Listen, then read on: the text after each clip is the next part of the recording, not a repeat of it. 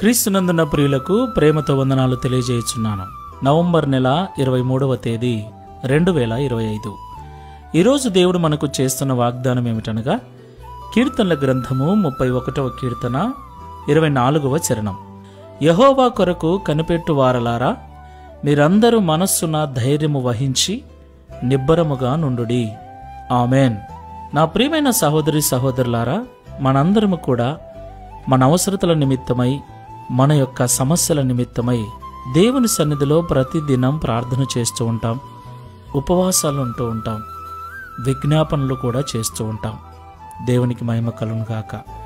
మన ప్రార్థన, మన విజ్ఞాపన దేవుడు వినేవాడై ఉన్నాడు, మనకు సహాయం చేసేవాడై ఉన్నాడు. అందులో ఎలాంటి సందేహము లేదు. దేవునికి మహిమ కలుగును గాక. అయితే నా ప్రియులారా, దేవునికి ప్రార్థన చేస్తున్న మనము దేవుని నుండి జవాబు మనకు త్వరగా రాకపోవటం వలన మనలో చాలామంది ప్రార్థనలు మానుకుంటూ దేవుని సన్నిధికి వెళ్ళటం మానేస్తూ ఉంటారు. మరికొందరైతే దేవుణ్ణే విడిచిపెడుతూ ఉంటారు. ఇది చాలా బాధకరమైన విషయం ప్రియులారా. ఎందుకంటే నిబ్బరం ఉండాలి మనకు. దేవుడు తప్పకుండా ఇస్తాడు అన్నటువంటి విశ్వాసము, నిబ్బరమైన బుద్ధి మనకు లేకపోతే, దేవుడు మన జీవితంలో మేలు చేస్తాడు అన్న ధైర్యం మనలో లేకపోతే, దేవుని నుండి మనము ఎలాంటి జవాబును పొందుకోలేం. ఎందుకంటే మనం అడిగిన వెంటనే ఇవ్వటానికి దేవుడు పనివాడు కాదు. ఆయన సర్వశక్తిగల దేవుడు. ఆయన ప్రతి ఒక్కరి జీవితంలో ఒక సమయాన్ని నిర్ణయించాడు. నువ్వు అడిగినది నీ జీవితంలో జరగటానికి, నేను అడిగినది నా జీవితంలో జరగటానికి దేవుడు ఒక సమయాన్ని నియమించాడు. నీ ఇష్ట ప్రకారం, నా ఇష్ట ప్రకారం చేసేవాడు కాదు ఆయన.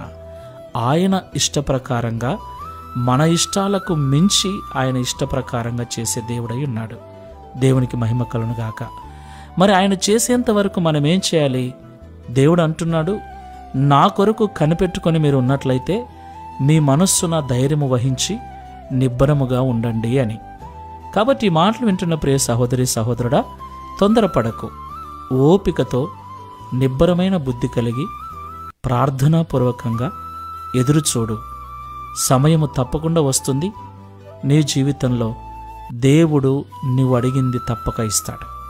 ప్రార్థన చేసుకుందాం. సర్వోన్నతుడా, సర్వశక్తిమంతుడా, మీకు స్తోత్రాలు చెల్లిస్తున్నాము నాయన. నిజమే తండ్రి, మీరు మాట్లాడిన ప్రతి మాట నిజమే. మేము ప్రార్థిస్తూ ఉన్నాం. మా అవసరతల నిమిత్తమై, సమస్యల నిమిత్తమై నిన్ను అడుగుతూ ఉన్నాం.